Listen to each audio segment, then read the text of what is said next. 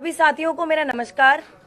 जैसे कि आप सब जानते हैं, सुप्रीम कोर्ट के आदेश अनुसार, निर्देश अनुसार कल 22 फरवरी को मेयर का, डिप्टी मेयर का और स्टैंडिंग कमेटी का चुनाव होना था। कल मेयर और डिप्टी मेयर का चुनाव शांतिपूर्वक हो गया, पर स्टैंडिंग कमेटी का चुनाव नहीं हो पाया। भारतीय जनता पार्टी के पार्षदों ने लगातार सदन में हंगामा किया, सदन के मर्यादा का पालन नहीं किया, शांति नहीं बनाकर रखी। इसीलिए बार बार हाउस को एडजर्न करना पड़ा, जिससे स्टैंडिंग कमेटी का जो चुनाव है वो नहीं हो पाया।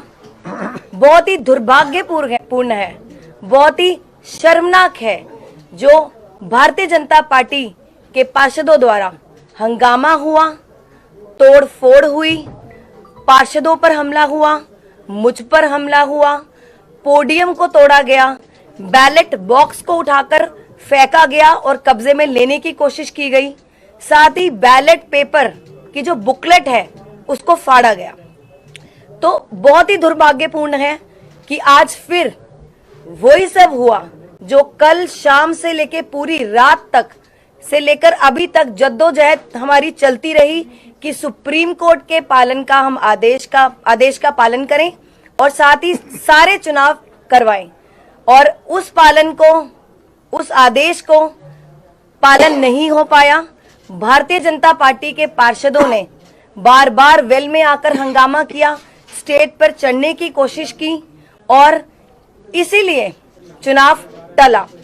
पूरी रात हम इस जद्दोजहद में रहे कि चुनाव हो और 13 बार सदन को स्थगित किया गया। आज फिर वही सब हुआ जो भारतीय जनता पार्टी पिछले 2.5 महीने से सदन को असंवैधानिक तरीके से और गैर कानूनी तरीके से चलाने की कोशिश कर रही थी।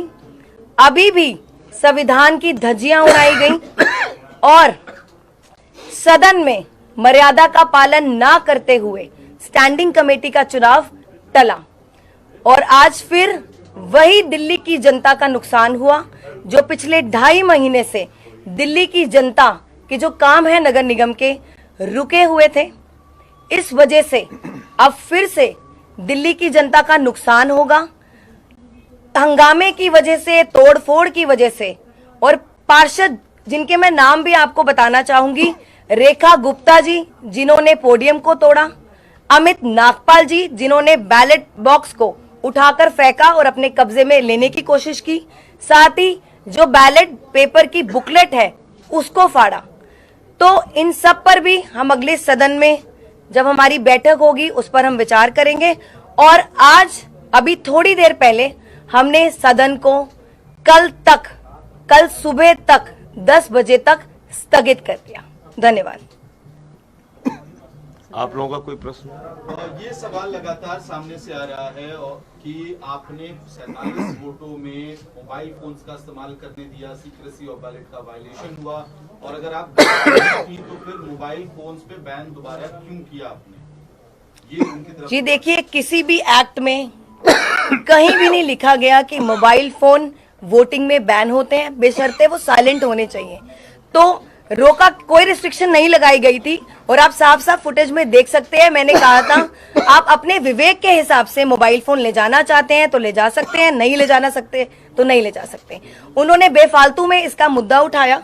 अदरवाइज हमने अपने वकीलों से भी सलाह ली, उनको कंसल्ट किया। कहीं भी ऐसा प्रावधान नहीं है कि मोबाइल फोन वोटिंग के दौरान नहीं अंदर ले जाए जा सकते। ये अब मतलब बिल्कुल शुरू से चुनाव कराने की प्रक्रिया को क्यों नहीं माना जा रहा, उसके पीछे क्या टेक्निकल कारण है, अगर वो समझा सकते हैं? जी देखिए, जो वोट डल चुके हैं हम उसको इनवैलिड कैसे मान सकते हैं, और कोई हमारे पास कुछ ऐसा लीगल रीजन या कोई वैलिड रीजन भी तो होना चाहिए था कि हम उन जो वोट को जो बॉक्स में डल गए हैं हम उसको इनवैलिड करार करें। तो ऐसा कोई लीगल रीजन दे ही नहीं पाए थे वो पार्षद। बीजेपी ये भी कह रही है कि मेयर और डिप्टी मेयर के चुनाव में तो फोन अलाउ नहीं था, तो स्टैंडिंग कमेटी में क्यों किया गया? जी देखिए, मैंने आपको जैसे पहले बोला, कहीं भी ऐसा प्रावधान नहीं है कि मोबाइल फोन वोटिंग के दौरान अंदर नहीं ले जा सकते, बेशर्ते वो साइलेंट हो।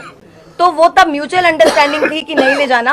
और अब जब सदन शुरू हुआ, स्टैंडिंग कमेटी का चुनाव शुरू हुआ, तब मोबाइल फोन पे कोई चर्चा नहीं हुई थी कि रिस्ट्रिक्शन लगेगी या नहीं लगेगी।